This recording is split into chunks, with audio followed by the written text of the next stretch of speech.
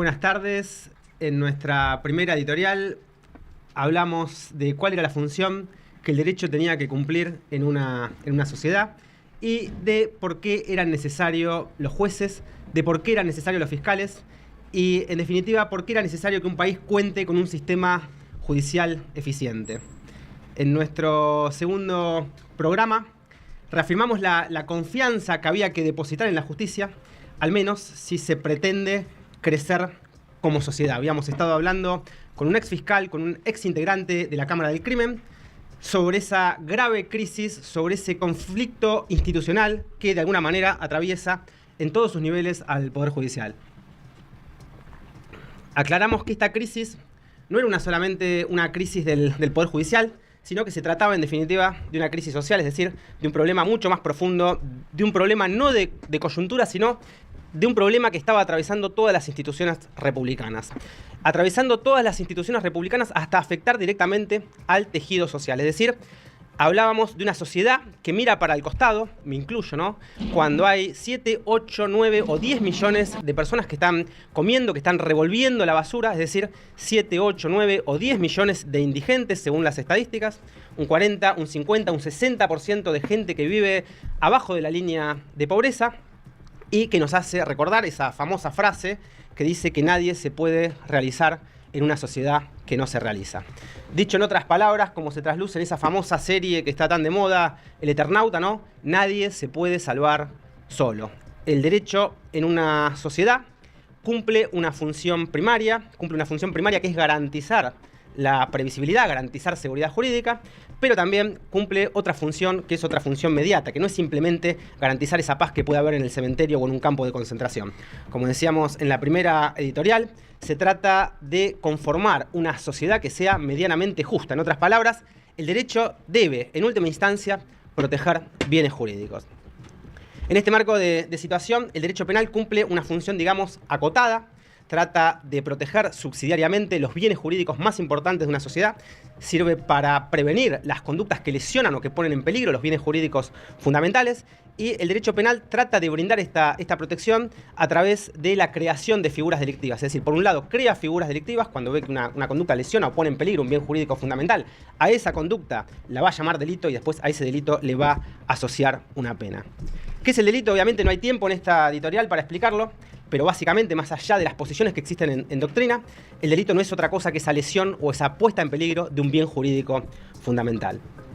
¿Cómo se hace para neutralizar esos ataques intolerables contra esos bienes jurídicos fundamentales? Bueno, se impone una pena. Cuando se advierte que esa conducta lesiona o pone en peligro un bien jurídico fundamental, el Estado impone una pena. ¿Qué es la pena? Bueno, desde Caín y Abel se viene discutiendo sobre el problema de la pena. Hace más de 200 años que la doctrina jurídica penal no se pone de acuerdo sobre qué es aquello que los penalistas llamamos una pena, pero aunque para responderlo necesitaríamos varias horas, sí se puede hacer una pequeña aproximación diciendo que frente al problema de la pena, hoy en día hay dos posiciones bien diferenciables. Para algunos, la pena es algo que es necesario, que es un mal necesario, entonces surgen lo que Zaffaroni denominaba los discursos legitimantes del poder punitivo estatal, y otras personas niegan la pena, no le ven ninguna motivación positiva a la imposición de una pena. Es decir, si al mal del delito se le suma el mal de la pena, dicen estos autores, el resultado nunca puede ser algo bueno, sino un mal doble, y entonces se cae en lo que se denominan discursos deslegitimantes del poder punitivo estatal.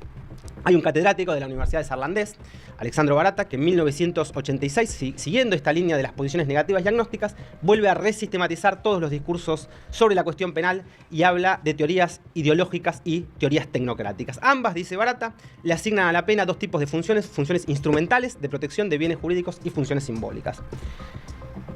Con relación a las teorías justas, dice Barata, nadie nos garantiza que mientras estemos de este lado de la raya, una sentencia judicial sea verdaderamente justa. Fíjense que Sócrates es condenado a muerte por un tribunal de justicia y Jesucristo, fuente máxima de verdadera razón, de verdadera justicia, por lo menos atendiendo a lo que dice nuestro preámbulo de la Constitución Nacional, el artículo 2 de la Constitución Nacional, hasta que lo modifiquen, ¿no?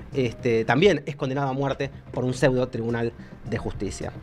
Las teorías de la prevención general negativa negativa no funciona, la teoría de Feuerbach, la teoría esa de la amenaza inserta en la norma, no funcionan, dicen los partidarios de las teorías críticas, porque, por ejemplo, una persona no es que se abstiene de matar a sus padres porque el parricidio esté penado con prisión perpetua. La gente, por lo general, no mata a sus padres porque generalmente los quiere, y cuando no los quiere, los mata igual, por más que el legislador amenace con una pena de prisión perpetua para aquel que mate a su papá o a su mamá. Y, en definitiva, las teorías de la prevención especial positiva tampoco funcionan, son las teorías de la resocialización. Las cárceles no son escuelas de resocialización, como todos sabemos, parecerían más bien posgrados, doctorados, postdoctorados, maestrías, especializaciones en el delito. En definitiva, esto significa que nada funciona según los partidarios de la criminología crítica, y podría resumirse esta posición negativa y agnóstica con respecto a la cuestión penal invirtiendo esa pirámide de Kelsen que nos enseñan en la secundaria y que nos enseñan en los primeros años de la universidad. En la universidad, cuando nos enseñan la pirámide de Kelsen, nos dicen el constituyente hace la constitución, el legislador hace la ley, el poder judicial interpreta esa ley y el poder ejecutivo ejecuta esas interpretaciones que hace el poder judicial de la ley que hizo el legislador. En la praxis, dice Barata, esa pirámide hay que invertirla radicalmente. ¿Por qué? Porque el que tiene el primer contacto con la delincuencia no es el legislador, no es el constituyente, no es el juez, sino que son las agencias policiales. ¿Y qué hacen las agencias policiales? Eligen a sus víctimas, según la criminología crítica, de las personas que resultan más vulnerables. ¿Cómo viene dada esa vulnerabilidad? En primer lugar, por la plata que tenga el afectado, por su condición social. Es decir, cuanto más plata tenga el afectado, más difícil es que sea sometido al sistema penal. Cuanto más pobre sea, es más fácil. A ver, no hace falta hacer un gran proyecto de investigación en una universidad para darse cuenta que si uno camina por el pasillo de una unidad carcelaria y mira para sus costados, está llena de pobres. En Argentina hay gente que proviene de los barrios de emergencia, de las villas miseria. En Brasil, gente provenientes de la favela. En Estados Unidos serán latinos, serán gente de color, serán inmigrantes ilegales, pero no cabe la menor duda que en la praxis el sistema penal selecciona, y en primer lugar selecciona a los más pobres. Claro que si un millonario, un multimillonario asesina a su esposa frente a una plaza pública, adelante de 100 testigos, y de eso toman nota los medios de comunicación, ese también va a ser sometido al sistema penal, no por pobre, sino por estúpido. Acaba de cometer un delito demasiado torpe. Y en tercer lugar, cuando un ministro, cuando un gobernador, como pasó en Brasil, cuando un intendente, como ha pasado en Morón, cuando un presidente, cuando un expresidente, como pasó en Argentina, como estamos a milímetros de que vuelva a pasar en nuestro país, es sometido al sistema penal, dice la criminología crítica. Esto no quiere decir que los poderosos puedan ser sometidos al sistema penal, que puedan ir presos, sino que lo que ocurre es que esa persona que parecía muy poderosa se acaba de pelear con alguien más poderoso que él. Dejó de ser un poderoso y pasó a ser un enemigo. Porque en definitiva, los que son sometidos al sistema penal, los que van presos son en primer lugar los pobres, en segundo lugar los tontos y por supuesto también los enemigos. Y por eso dice Barata que prevención especial negativa y prevención general positiva son en realidad la cara y la contracara de una misma moneda, de un mismo único y perverso y maquiavélico plan. Primero, se elimina, se neutraliza o se hace desaparecer a los enemigos, y junto con los enemigos, por supuesto, a los pobres y a los tontos. Y eliminado primero el enemigo a través de la prevención especial negativa, después se produce el consenso a través de la prevención general de integración, y lo que se termina haciendo en definitiva es eliminar toda forma de disenso. Obviamente que estos son discursos negativos y agnósticos de la pena, que personalmente no los comparto para nada. De hecho, mi tesis doctoral va en sentido contrario a estas postulaciones. Fue mi director de tesis, el profesor Eugenio Raúl Zaffaroni, que casi fue una provocación. Pero estos discursos negativos y agnósticos tienen un gran mérito. Tienen quizás un error filosófico de raíz, que sería para debatir en un programa especial con especialistas, pero tienen un gran mérito. Y el mérito que tienen es que logran una radiografía genial, muy pero muy acertada, muy certera, de lo que está ocurriendo con el derecho penal de la posmodernidad. Y esta radiografía del derecho penal posmoderno, realmente irrefutable, es un extracto de lo que podemos ver hoy en día en la realidad argentina. Por eso no me canso de repetir en todas estas editoriales que el derecho no es solamente lo que dice la ley ni lo que debería decir la ley, sino que también es lo que pasa en la realidad. Por eso nuestro invitado de hoy. Perdón si me excedí con esta editorial, pero el invitado que tenemos hoy es un ejemplo paradigmático de las denuncias que hace la criminología crítica. Nuestro invitado de hoy, que es un hombre polémico, con sus aciertos, con sus grandes aciertos, con algún error, como puede tener cualquier persona, ¿no? Pero de quien nadie puede dudar, honestamente, de su honestidad, valga la redundancia, porque él ha sido arbitraria, absurda, injustamente condenado por una justicia que claramente ha perdido en muchos aspectos su rumbo. Guillermo Moreno, un empresario, un político, un exsecretario de Comercio, que ha dedicado su vida a intentar construir una sociedad más justa, una sociedad más equitativa, una sociedad más solidaria, si se quiere, al menos con los que menos tienen. Es decir, un hombre de la política argentina que ha intentado, dentro de sus posibilidades, poner a la Argentina realmente de pie. Lo ha intentado a través de esa generación genuina de fuentes de trabajo, a través de políticas genuinamente nacionales. Ha intentado reindustrializar nuestro país y, evidentemente, al hacerlo ha tocado intereses que no tenía que tocar, ha tocado intereses financieros que son peligrosos de tocar, y por eso ha sido perseguido muy, pero muy injustamente. Por funcionarios que quizás, hasta me animaría a decir, ni siquiera tengan una real dimensión de las consecuencias de esos procesos arbitrarios que han llevado adelante de manera irregular, de manera ilegal, y que han colocado a nuestro país en la situación que es la que, en definitiva, aquella en la que se encuentra. Procesos penales que en el caso de Guillermo han sustraído, han distraído a los órganos jurisdiccionales de sus verdaderas funciones, que son las investigaciones y la represión de los verdaderos delitos, y que realmente puedo decir, después de haber escuchado los alegatos del juicio de Guillermo Moreno, es un hombre que ha sido perseguido realmente por nimiedades, por sandeces.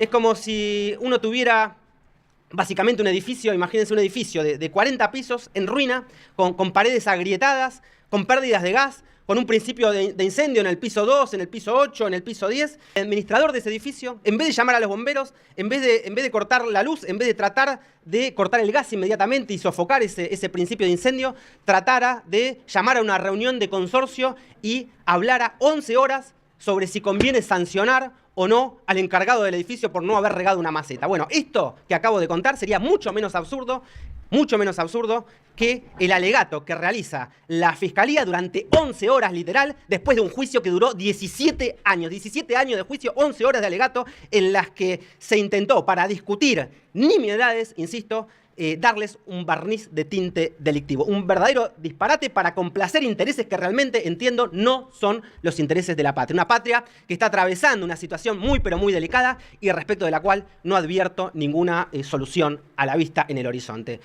Por supuesto que Hilar Belloc, el gran historiador Hilar Belloc, decía que las naciones cristianas, Argentina en algún momento fue una nación cristiana, morían, pero que después podían resucitar. Entonces queremos entrevistar hoy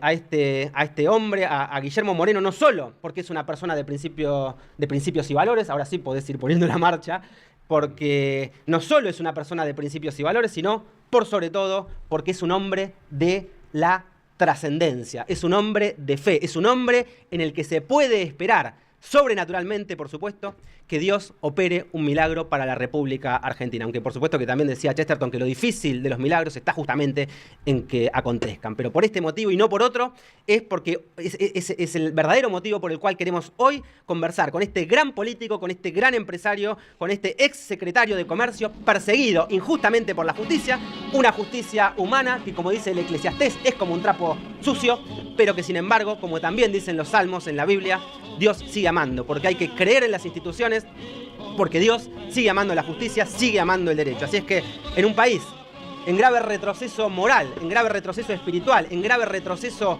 material de todas sus instituciones republicanas, como dijimos al comienzo, queremos entrevistar hoy a Guillermo Moreno y ya está con nosotros en esta sala, que en realidad es su casa. Nosotros somos más visitantes que él es local en esta sala de streaming, así que sean todos muy bienvenidos. Esto es La Hora de la Justicia y nuestra primera pregunta para este invitado de lujo que tenemos hoy, después lo voy a dejar en manos de Germán Francone y de Santi del Centro de Estudiantes de la Universidad Católica Argentina.